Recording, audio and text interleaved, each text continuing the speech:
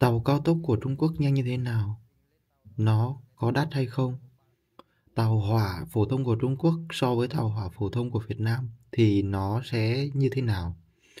Ngày hôm nay Tiểu Trần có chuyến đi từ thành phố Đại Liên tới thành phố Thẩm Dương, trải nghiệm cả hai chuyến tàu, một là tàu cao tốc của Trung Quốc, hai là tàu hỏa của Trung Quốc, để xem sự khác biệt của hai loại tàu hỏa này như thế nào. Và tiện thể cũng chia sẻ tới các bạn về cách thức mua vé và khi đi vào tàu cao tốc của Trung Quốc. Hello, xin chào mọi người, mình là Tiểu Trần. Hôm nay mình đang có mặt ở đây là ga tàu của thành phố Đại Liên, ga tàu Đại Liên. Mình sẽ có chuyến đi tới thành phố Thẩm Dương để đi chơi trong vòng 2 ngày hôm nay. Mình lựa chọn cái tuyến tàu này là chuyến tàu nhanh, chuyến tàu tốc độ cao, tốc độ tối đa đạt được là 350 km/h, nhưng mà tốc độ vận hành thực tế thì cũng khoảng 300 thôi. Và cái tốc độ trung bình của toàn tuyến này thì nó nằm khoảng 190 đến 200 km/h, đi từ thành phố Đại Liên tới thành phố Thẩm Dương, mất khoảng 2 tiếng đồng hồ cho quãng đường 400 km, khoảng 400 km. Là sẽ có hai lựa chọn khác nhau nhé, không phải hai lựa chọn nữa nhưng mà sẽ có nhiều lựa chọn khác nhau. Ví dụ như bọn mình ngày hôm nay lựa chọn là cái tàu mà vẫn dừng lại ở hai ga trên quãng đường đi, nhưng mà sẽ có cái tàu là không dừng ở ga nào, có nghĩa là từ ga của Đại Liên trực tiếp tới ga Thẩm Dương, là cái đó sẽ nhanh hơn, chỉ mất có 1 tiếng 30 phút thôi. Còn cái này thì mình chọn cái này phải dừng tại hai ga, bởi vì lúc đó mình mua thì cái vé kia nó hết mất rồi, với lại cái giờ nó cũng không có phù hợp với mình nữa. Giá vé của cái này mọi người xem nó có đắt mắc không nha. Giá vé của mình chọn là 181,5 tệ, nó tương đương với 630.000 Việt Nam đồng, là cái vé rẻ nhất á. Còn có hai loại vé nữa là 290 đồng với lại 573 đồng. Đồng lại ý đây là 573 tệ á, là 573 tệ là cái chắc là vé thương gia. Cái giá này cho cái quãng đường 395 km thì mọi người cảm thấy đắt hay là rẻ nhỉ? Mình cũng cảm thấy là cũng khá là mắc á, nó cũng không quá rẻ đâu. Nếu mà mọi người chọn tàu chậm thì chắc là khoảng 300.000 Việt Nam đồng, 300 đến 350.000 Việt Nam đồng thì sẽ có tàu chậm, nhưng mà cái này là tàu cao tốc nên giá nó sẽ mắc hơn. Cái tuyến tàu này á, thì nó đã vận hành từ năm 2012 rồi, và đây là một cái tuyến tàu chạy ở cái vùng lạnh. Vùng lạnh là ý là sao? Ở cái vùng Đông Bắc này là cái vùng ôn đới, tuyết về mùa đông tuyết rất là dày luôn á. Thế nên là khi mùa đông thì cái tàu này sẽ chạy với tốc độ chậm hơn, tới mùa hè thì nó sẽ chạy với tốc độ cao hơn á. Mình lựa chọn cái tuyến tàu này thì nó sẽ dừng ở 3 ga, hình như là 3 ga, thì mỗi ga nó sẽ dừng từ 2 đến 5 phút, trong vòng 2 đến 5 phút thôi, cũng khá là nhanh.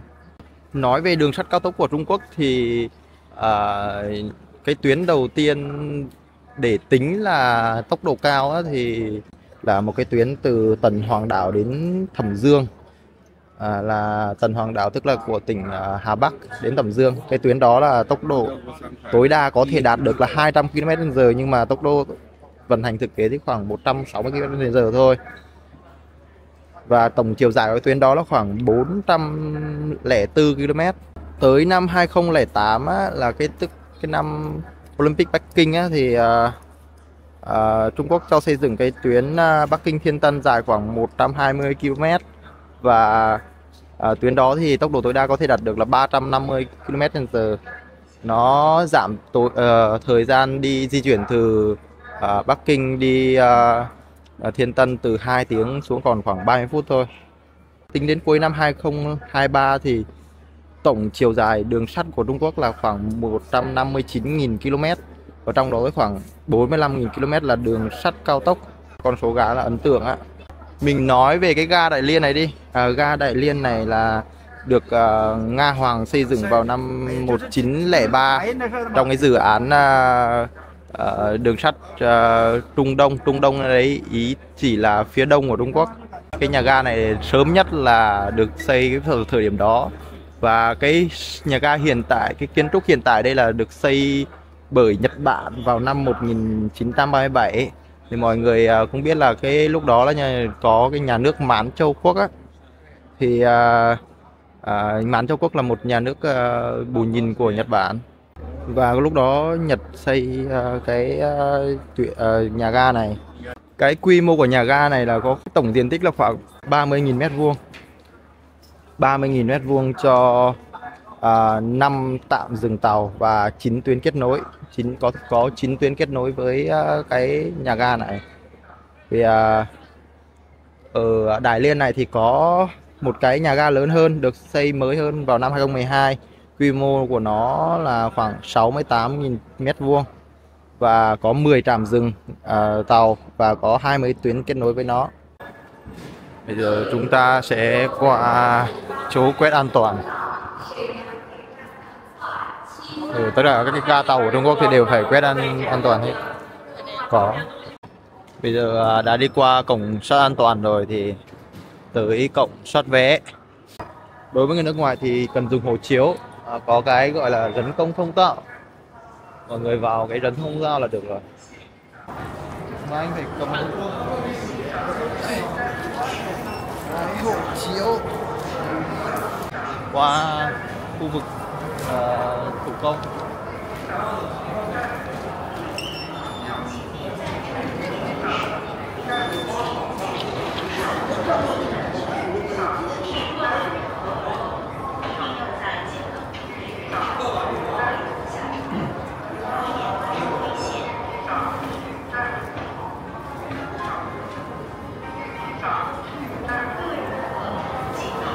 Mình đã qua rồi, còn chờ hai bạn nữ nữa.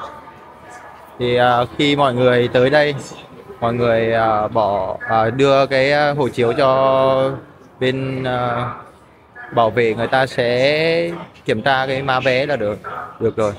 Khi mọi người đặt vé thì bắt buộc phải ghi chữ tiếng Anh nha, đừng có ghi chữ tiếng Trung, rất là phiền phức với vấn đề này. Ghi chữ cái tiếng Anh ở trong, giống trong hộ chiếu á, với cái má trong hộ chiếu là được. Phía trên này là ga tàu rồi, ga tàu ở trên này.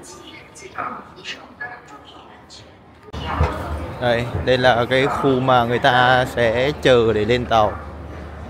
Mình xem trên cái vé là ở cái số mấy, có check-in số mấy. Thì chỗ check-in của mình là số 1 thì nó nằm ở đây. Số 1 ở đây. Ở đây có bao nhiêu cổng check-in đây? Hình như là có khoảng 8 cổng check-in. 8 cổng check-in ở đây. Bây giờ mình qua ngồi nghỉ tí đi. Cái tuyến của mình cần đi là đây, G8053 Sẩn Giáng. Giờ bắt đầu là 13 giờ 53. Chỗ Trạng Thái số 1. Trạng Thái ý chỉ là cái điểm dừng của cái ga tàu, của cái tàu là điểm dừng số 1. Ở bên này thì có một cái sẽ là thủ công, bên này thì người Trung Quốc sẽ quét chứng minh nhân dân, còn người nước ngoài thì chắc chắn là thủ công thôi. Thì cũng đại khái như thế thôi. Bây giờ chuẩn bị tới giờ lên tàu rồi, mọi người đang xếp hàng. Thì mình cũng chuẩn bị xếp hàng để lên tàu đây. Chờ kêu hai bạn nữ Việt Nam này qua xếp hàng đấy. Qua xếp hàng em, người ta xếp hàng hết rồi. Đấy, click lên. Bọn mình hiện tại đang xếp hàng. Người nước ngoài thì cần hộ chiếu, còn người Trung Quốc thì cần căn cước công dân. Còn lại là không cần một cái thẻ vật lý nào đâu nha. Người Trung Quốc thì qua cái máy ở bên kia quét cái là qua, còn người nước ngoài thì phải kiểm tra số thôi. Cũng khá là tiện. Bên này cảm thấy dùng mấy cái căn cước công dân này cũng khá là tiện, nhưng mà người nước ngoài thì khác. Đây, người Trung Quốc thì sẽ làm như thế này rất khỏe.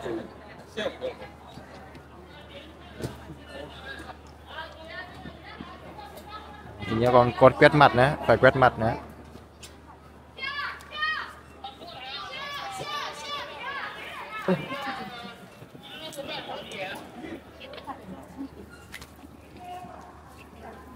是这个号吗？是是是。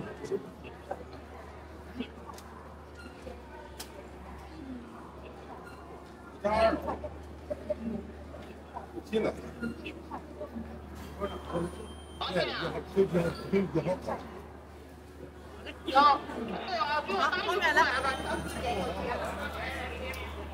你进来坐。好，我看你。 Người ta sẽ nhập cái số hộ chiếu vào là được. Mọi người lên trên mạng đặt đúng cái số hộ chiếu, đặt cái đúng cái tên là được rồi. Rất là tiện. Ok, giờ mình lên tàu thôi. Đây là cái chuyến tàu 350 km/h. Tốc độ nhanh nhất của nó có thể đạt được. Nhưng mà trung bình thì khoảng 200 thôi, trung bình toàn tuyến thì khoảng 200. Mình xem coi cái ghế của mình. Giờ phải xem cái ghế của mình cái đây. Xem ở đâu? Xem cái nam này. Nó gửi tin nhắn ai? Xem cái nam này. 2909C. Nếu tất cả mọi người đều giống nhau à? Đúng rồi, gần nhau mà. Hai anh đặt gần nhau.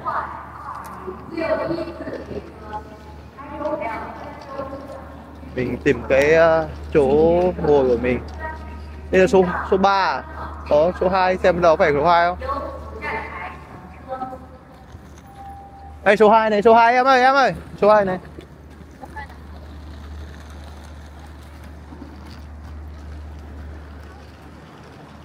Đây. 09C, của anh là 09C, của em nói chung ABC, ba đứa là ABC. Chính ở trên.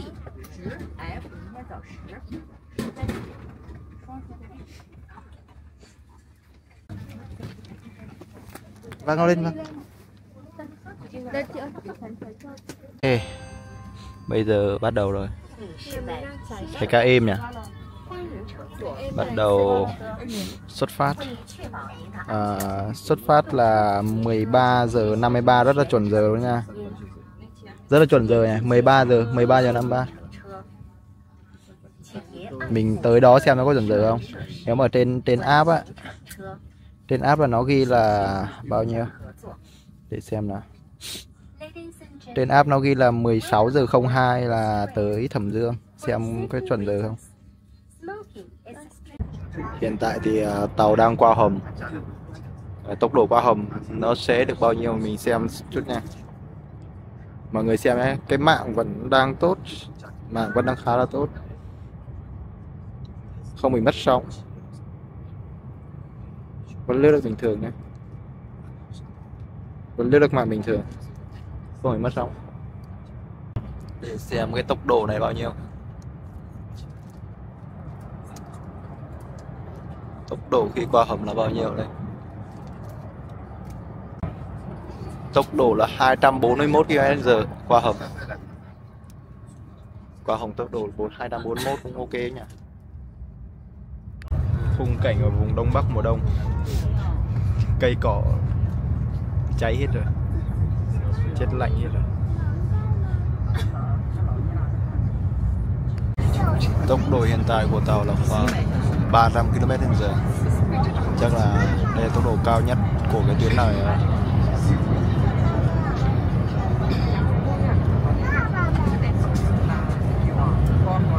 Nhiệt độ ngoài trời hiện tại là 7 độ C. Mấy hôm nay thì thời tiết nó ấm hơn rồi. Thì mấy hôm trước cứ âm 2, âm 3 độ nó cảm thấy nó rét buốt ghê luôn.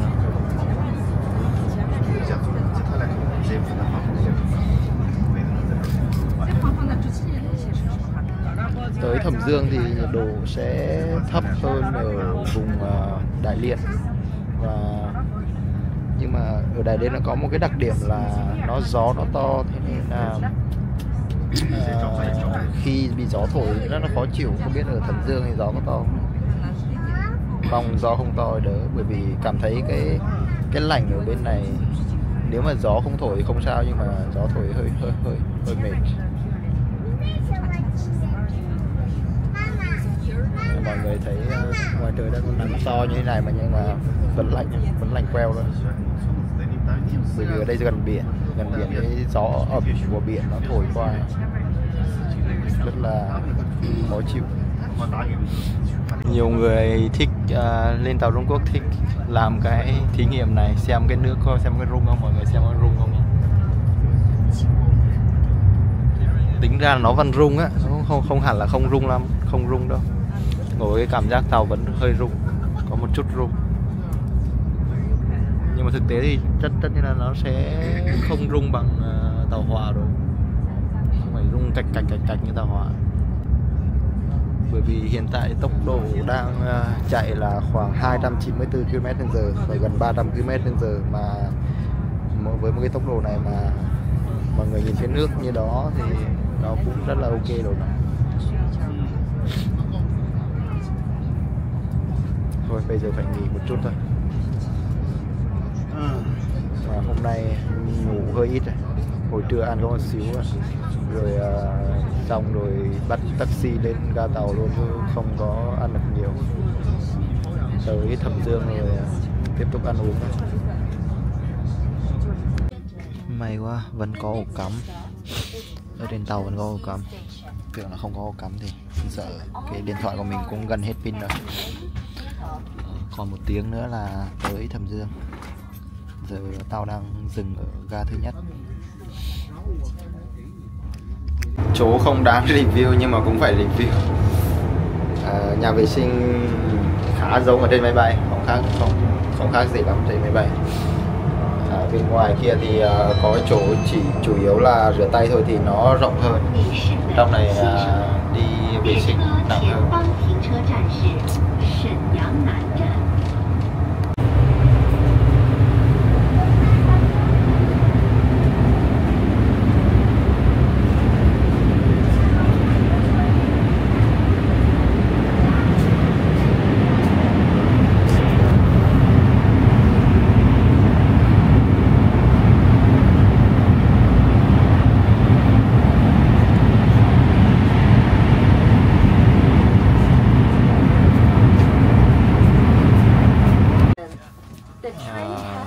Đã tới đây là ga Thẩm Dương Nam. Ga Thẩm Dương Nam khá là rộng, nhưng mà nó xa với trung tâm thành phố lắm. Đứa bạn của mình kêu là tránh cái ga Thẩm Dương Nam này ra, bởi vì nó xa quá. Thế nên là mình chọn ga Thẩm Dương. Còn khoảng 15 đến 20 phút nữa là tới đây.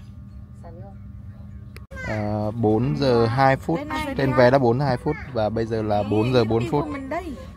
Khá là chuẩn, lệch 2 phút đến ga Thẩm Dương rồi.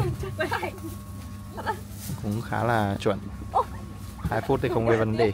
Ok. Xuống xe. Cuối cùng cũng tới ga Thẩm Dương rồi. Đây. Sao? Đảm bảo cắt đoạn này này. Mẹ. Đảm bảo đoạn này. Cái này phải để 2 con sách vậy như trong kia ăn trộm. Anh ra trước xíu hả? Mẹ lại thả hút thuốc ấy. Đi.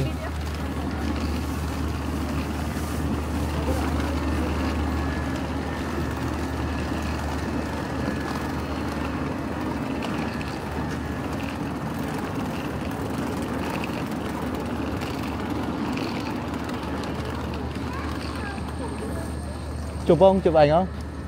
Đứng anh. Không, về cắt ở đây là cũng có ảnh đẹp rồi. Ôi, lạnh mà cứ thế ạ. Lạnh á. Làm điếu thuốc thôi. Làm điếu thuốc không? Làm điếu. Xin anh thuê bật lửa. Bữa anh cứ mượn bật lửa người ta mà cứ hỏi là mày hút thuốc hay sao?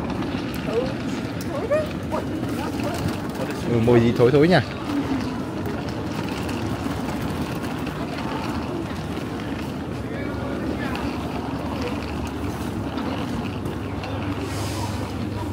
Đi bộ ấy. Đi đây.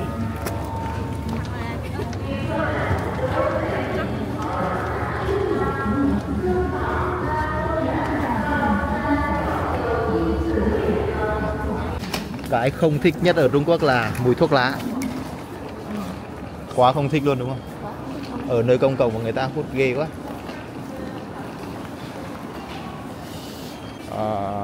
Sau khi ra khỏi tàu thì cũng sẽ vào đây một lần nữa. Đưa hộ chiếu ra. Thì ra hộ chiếu ở đây cũng quét được. Được không?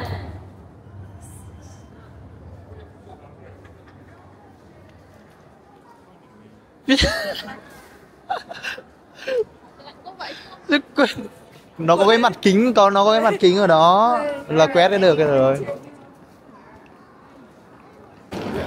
Cái ga Thẩm Dương này đẹp hơn ga của Đại Liên nha. Hả? Khẩu trang mà. Xin hãy xin mời.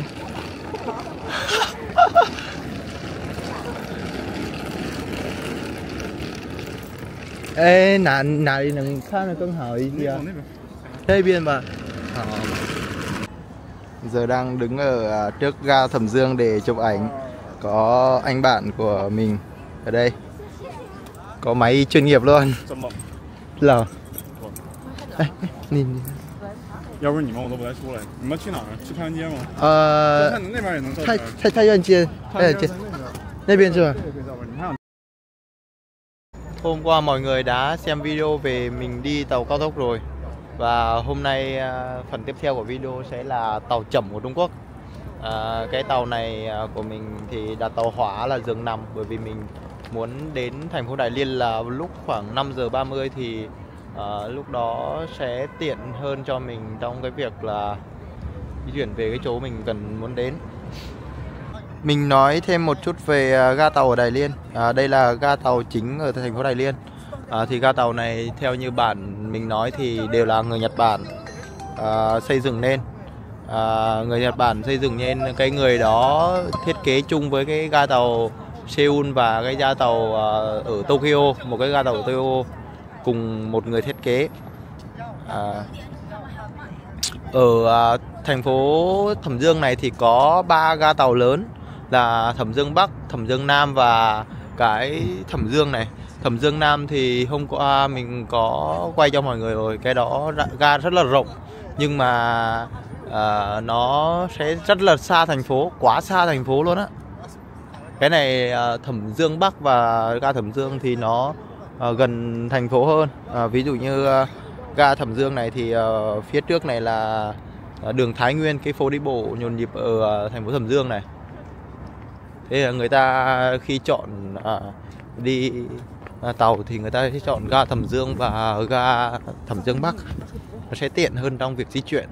Với lại ở ga Thẩm Dương này thì có tuyến tàu kết nối, tàu Đền Cầm kết nối, thế nên là rất tiện cho việc di chuyển. Hiện tại mình đang ở nhà ga Thẩm Dương. Nhà ga Thẩm Dương này thì được xây dựng khá là sớm, từ năm 1899 là có nhà ga Thẩm Dương này rồi. Và nhà ga Thẩm Dương này là nhà ga lớn nhất của cái vùng Đông Bắc 3 tỉnh. Có 10 cái trạm dừng ga tàu và hình như có 10 mấy cái tuyến kết nối với cái ga ga Thẩm Dương này. Diện tích của cái này thì hơn 100.000 mét vuông. Và cái sàn chờ này thì mình không biết là bao nhiêu mét nữa, nhưng mà cũng khá rộng. So với sân bay thì nó cũng phải tương đương á. Mọi người xem cái sàn chờ của nhà ga khá đẹp.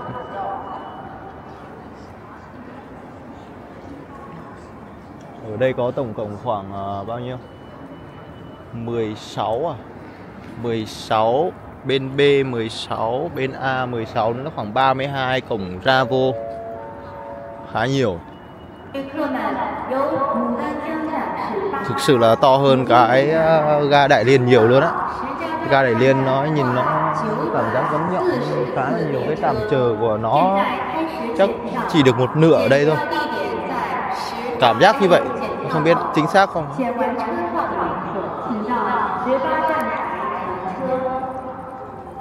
Hiện tại thì mình với các bạn Việt Nam đang đứng đây, đang ngồi đây để chờ để lên tàu để về Đại Liên. Hai ngày hôm nay chơi ở Thẩm Dương cũng khá là vui. Được đi Cố Cung, được đi Lăng Mộ, rồi đi những cái chỗ nhộn nhịp của Thẩm Dương. Nhìn thấy cái sự phồn hoa nhất của Thẩm Dương ở đây rồi, cũng khá là vui, cũng gặp được bạn bè. Cái chuyến tàu của mình chọn ngày hôm nay là xuất phát từ đây là từ 23 giờ 53 phút tới ga của bên phía Đại Liên là 5 giờ 15 thì phải, nhớ không nhầm là vậy. Nó rơi tầm vào khoảng hơn 5 tiếng. Hơn 5 tiếng cho quãng đường 400 km. Cái tàu của mình chọn là tàu này thuộc dạng tàu chậm ở bên này. Tốc độ tối đa có thể đạt được là 160 km/h. Nhưng mà tốc độ trung bình của toàn tuyến khoảng 70-80 km/h thôi. Tí nữa mình vào quay xem cái tàu của bên này như thế nào. Bởi vì mình cần chú ý một chút là bên này khi chọn chỗ ngồi ấy thì nó sẽ chọn nhiều kiểu chỗ, nằm cũng nhiều kiểu nằm. Nhưng mà bạn kiểu nằm giường cứng hay là giường mềm, nói là giường cứng nhưng mà nó vẫn có nệm nhá, chỉ là cái cửa là nó không có. Còn giường mềm ở bên này thì nó lại có cửa, và chắc chắn là nó sẽ đắt hơn. Tiết kiệm tiền một chút thì cố gắng nằm cái giường kia thôi. Bởi vì cảm thấy ở trên tàu nhiệt độ nó cũng vừa phải chứ không có lạnh. Bởi vì trên tàu chắc là có máy sưởi. Ví dụ như ở trong cái ga này cũng có máy sưởi, cảm thấy không có lạnh. Ok, chờ tí nữa thì xuống tàu quay cho mọi người xem nhé.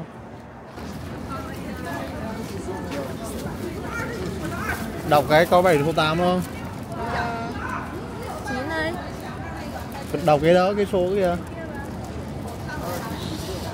Của mình là toa số 8. Đây số 10 thì bên trên. Cầm nhá. Mình xoa số 8. Đây, đây là tàu tốc độ chậm hơn của Trung Quốc. Tốc độ cao nhất của nó đạt được là 160 km/h.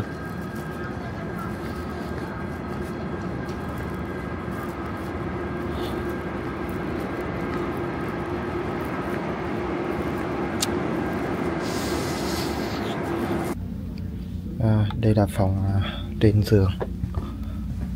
Đây là phòng có giường ở tàu của Trung Quốc.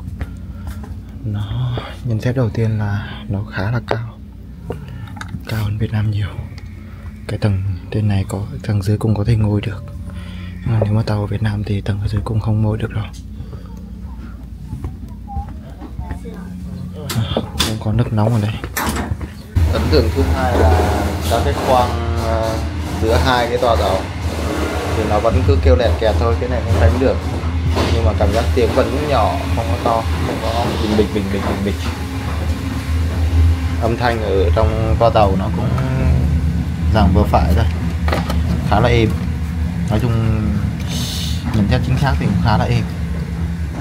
Ok, cái thân cái chiều cao của tàu khá là cao đấy. Mọi thứ đều tốt tới khi điện thoại gần hết pin thì không tìm được cái ổ cắm.